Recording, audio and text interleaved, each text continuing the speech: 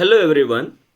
Quantitative techniques for business decisions में आज हम ट्रांसपोर्टेशन मॉडल यानी कि ट्रांसपोर्टेशन प्रॉब्लम से रिलेटेड एक प्रैक्टिकल क्वेश्चन पर डिस्कशन करेंगे, जिसमें हम प्रोडक्शन सेंटर से डिस्ट्रीब्यूशन सेंटर पर जो भी प्रोड्यूस्ड गुड्स को ट्रांसपोर्ट किया जाता है उस पर लगने वाला जो कॉस्ट है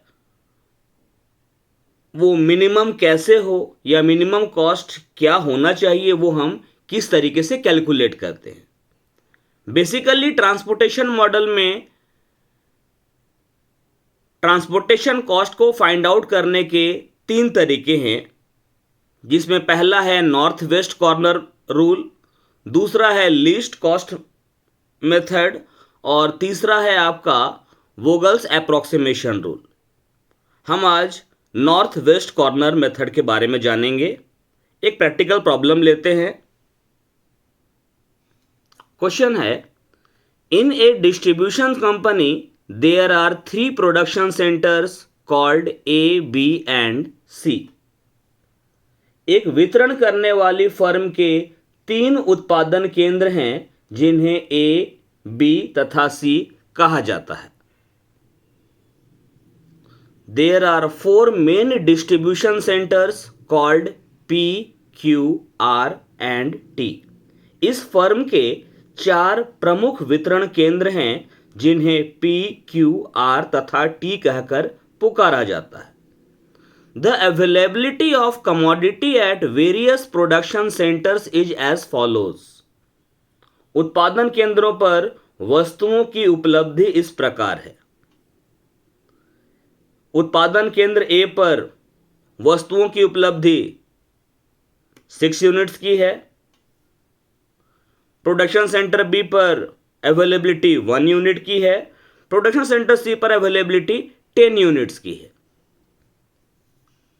above products are sent to various distribution centres in the following quantity.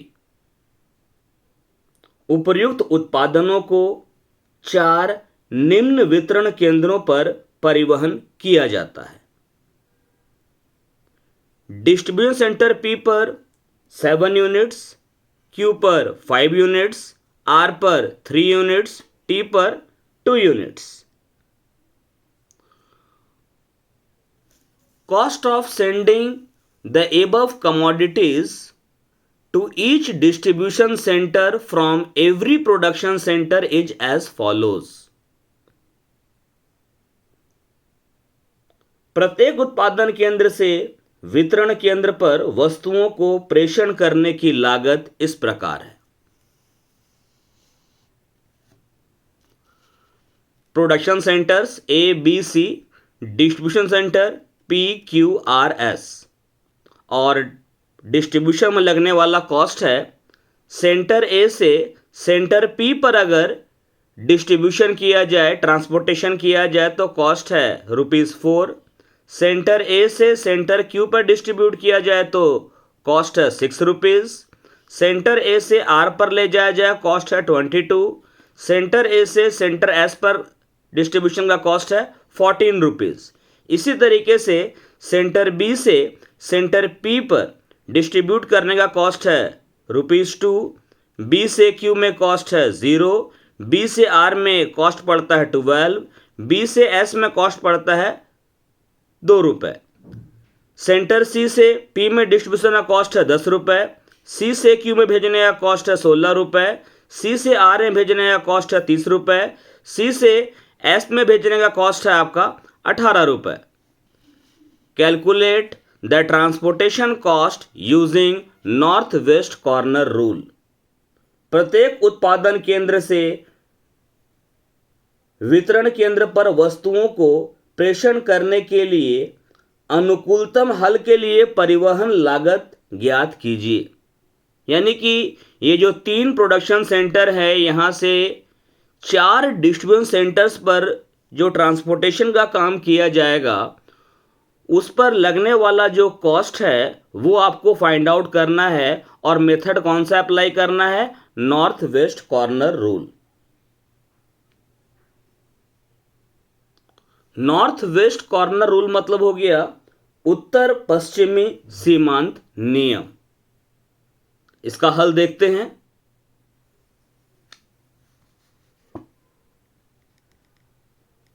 Initial solution find out करेंगे हम।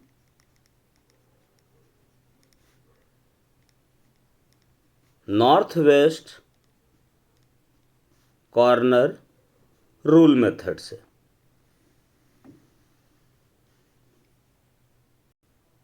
पहले हम फॉर्मेट ड्रॉ कर लेते हैं जैसा क्वेश्चन में था उसी के अकॉर्डिंग।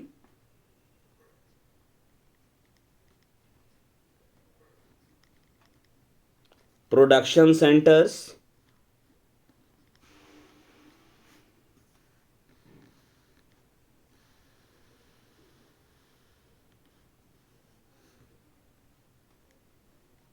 वेयर हाउस या डिस्ट्रीब्यूशन सेंटर। सेंटर है यहां पर P,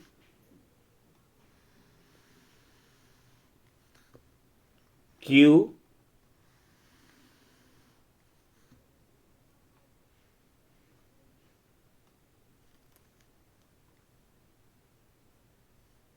are,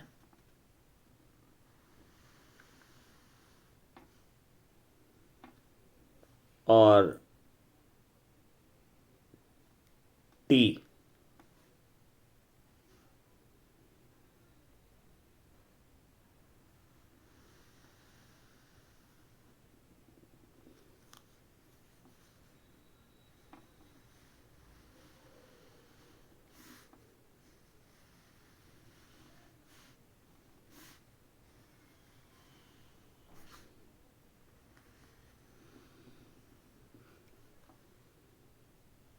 centre A,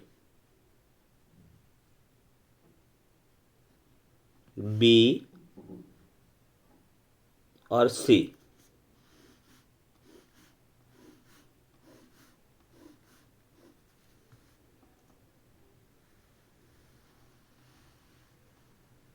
centre A, centre B और सेंटर सी। एक कॉलम यहां ले लेते हैं।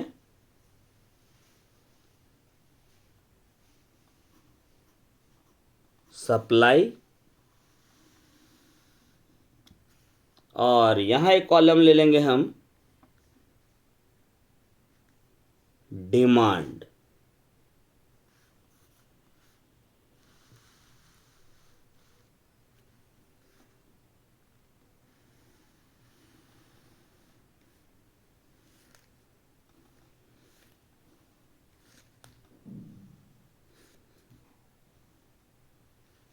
अब क्वेश्चन में था हमारा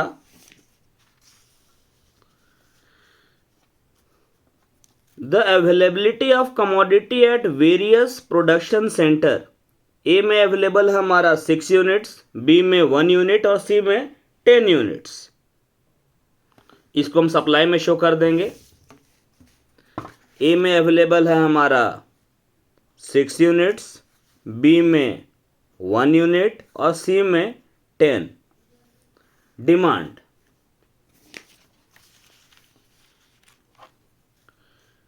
above products are sent to various distribution centers in the following quantity। Distribution centre P में 7 यूनिट सप्लाई किया जाता है, Q में 5, R में 3 और T में 2। तो जो सेंटर P है डिस्ट्रीब्यूशन का, यहां हमारा डिमांड है 7 यूनिट्स का, Q में हमारा डिमांड है 5 यूनिट्स का, R में हमारा डिमांड है 3 यूनिट्स का और T में हमारा डिमांड है 2 यूनिट्स का। अब जो हमारा ट्रांसपोर्टेशन कॉस्ट है उसको हम हर एक बॉक्स में एक रेक्टेंगल एरिया में कॉर्नर में शो करेंगे, किसी भी कॉर्नर में। अब जैसे ए से, सेंटर ए से P में भेजने का जो कॉस्ट है, ये आपका सेंटर T है। ए से P में माल भेजने का खर्च है 4 रुपए। इसको हम दिखलाएंगे यहाँ 4। इसी तरीके से ए से क्यू में माल भेजने का खर्च है 6 रुपये।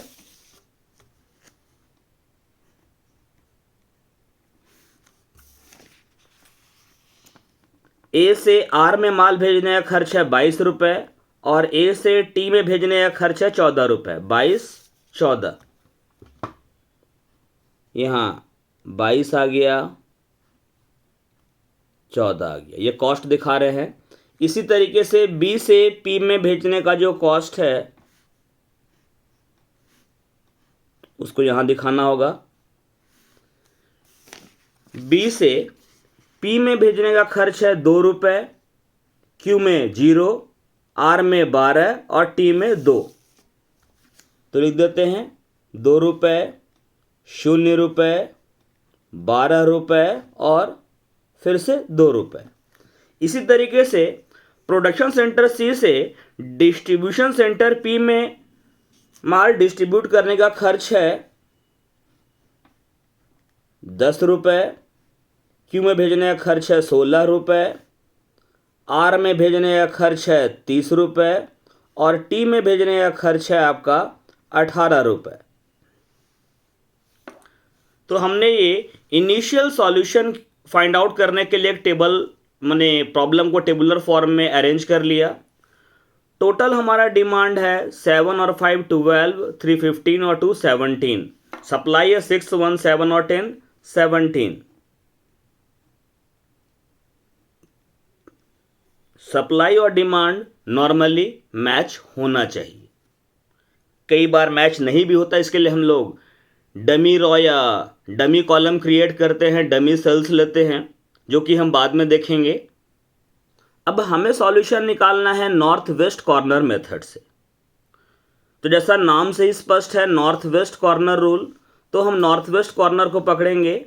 ये हमारा नॉर्थ वेस्ट कॉर्नर है। यहाँ से अब इस सेल में जितना मैक्सिमम यूनिट्स हम एलोकेट कर सके वो हम एलोकेट करेंगे। अब ये जो हमारा कॉर्नर सेल है मतलब ए पी, प्रोडक्शन सेंटर ए और distribution centre P. A P पर हमारा सप्लाई है 6 यूनिट्स का और डिमांड है 7 यूनिट्स का। तो इस सेंटर पर मैक्सिमम 6 यूनिट्स एलोकेट किया जा सकता है। जब हम यहाँ पर 6 यूनिट एलोकेट कर देंगे, क्योंकि शुरुआत यहीं से करनी है, नॉर्थ वेस्ट कॉर्नर रूल है, नॉर्थ वेस्ट सेल से स्टार्ट करेंगे। जब हम यहाँ पे 6 यूनिट एलोकेट करते हैं, मतलब कि दोनों में जो बड़ा हो सप्लाई और डिमांड में, तो मतलब कि 7 यूनिट्स का डिमांड है और सप्लाई 6 का, तो यहाँ पर 6 का ही सप्लाई पॉसिबल है। सप्लाई हमारा ख़त्म हो गया, नील हो गया यहाँ पर, और यहाँ बचा हमारा 1 यूनिट का और मतलब कि मेकअप करना होगा। अब देखिए इस रॉ में हमारा डिमांड मतलब कि सप्लाई 0 हो चुका है, तो हम आगे बढ़ेंगे, नीचे आ जाएंगे। अब इसे नीचे वाले कॉर्नर में मतलब कि सेल में सप्लाई भी आपका 1 है और डिमांड भी 1 है, तो 1 यूनिट का एलोकेशन इस सेल में करेंगे। सप्लाई 0, डिमांड भी 0, यहाँ 0 हो चुका है, यहाँ 0 हो चुका है। अब नीचे बढ़ते हैं। इस सेल में सप्लाई आपका 10 का है लेकिन डिमांड 0 है। 1 बचा हुआ था, कैंसिल हो गया, 0 हो गया, तो यहाँ कुछ भी एलोकेट नहीं करेंगे। यहाँ पर आपका इस सेल में आगे बढ़ते हैं। इस सेल में आपका सप्लाई है 10 यूनिट्स का और डिमांड है 5 यूनिट्स का। दोनों में कम कौन है? ये 5। तो 5 यूनिट्स यहाँ एलोकेट करेंगे, तो ये आपका 0 हो गया और यहाँ बचा 5 यूनिट्स। अब हमारा आगे बढ़ते हैं इस तरफ। इस सेल के लिए सप्लाई है 5 यूनिट्स और डिमांड है 3 यूनिट्स का, तो 5 और 3 में छोटा है 3 यूनिट्स का एलोकेशन यहाँ करेंगे, ये 0 हो जाएगा। यहाँ बचेगा 2 यूनिट्स। अब हमारा इस सेल के लिए सप्लाई है 2 यूनिट्स और डिमांड भी है 2 यूनिट्स का, 2 का एलोकेशन यहाँ। अब हम टोटल कॉस्ट फाइंड आउट करेंगे, मतलब हम सेंटर ए से सेंटर पी पर 6 यूनिट ट्रांसपोर्ट कर रहे हैं। कॉस्ट है ₹4 पर यूनिट। सेंटर बी से सेंटर पी में ट्रांसपोर्ट कर रहे हैं 1 यूनिट। सेंटर सी से सेंटर क्यू में ट्रांसपोर्ट कर रहे हैं 5 यूनिट्स। सेंटर सी से आर में डिस्ट्रीब्यूट कर रहे हैं 3 यूनिट्स। सी से टी में हम लोग डिस्ट्रीब्यूट कर रहे हैं 2 यूनिट्स। अब टोटल कॉस्ट 6 × 4 24 हो जाएगा यहाँ का, 1 × 2 2, 5 × 16 80, 3 × 30 90, 2 × 18 36।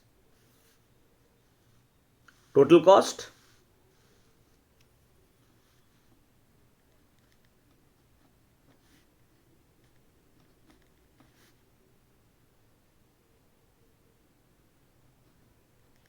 फोर इंटू 6 फर्स्ट सेल के लिए कॉस्ट 4 है, यूनिट 6 है। फर्स्ट रो में और किसी सेल में एलोकेशन नहीं है। सेकेंड रो में कॉस्ट है 2, यूनिट्स है 1। आगे किसी सेल में एलोकेशन नहीं है। रो 3 में फर्स्ट सेल में एलोकेशन 0 है, कुछ भी नहीं है। सेकेंड सेल में कॉस्ट है 16, यूनिट्स एलोकेटेड है 5। नेक्स्ट कॉस्ट है 30, यूनिट्स एलोकेटेड है 3। नेक्स्ट कॉस्ट है 18, यूनिट्स एलोकेटेड है 2। अब कॉस्ट फाइंड आउट करते हैं हम। 4 6 जा 24, 2 1 जा 2, 16 5 जा 80, 33 जा 90, 18 2 जा 36। सबको ऐड कर देते हैं। 4 2 6, 6 6 12 का 2, हैंड में रहा 1, हैंड वाला 1 और 2 3, 3 and 8 11, 11 9 20, 20 and 3 23। यानी कि नॉर्थ वेस्ट कॉर्नर रूल से टोटल ट्रांसपोर्टेशन कॉस्ट हमारा ₹232 आएगा। ये हो गया हमारा आंसर। अब यहां देखिए आप, एलोकेटेड सेल्स कितने हैं? 1 2 3 4 5।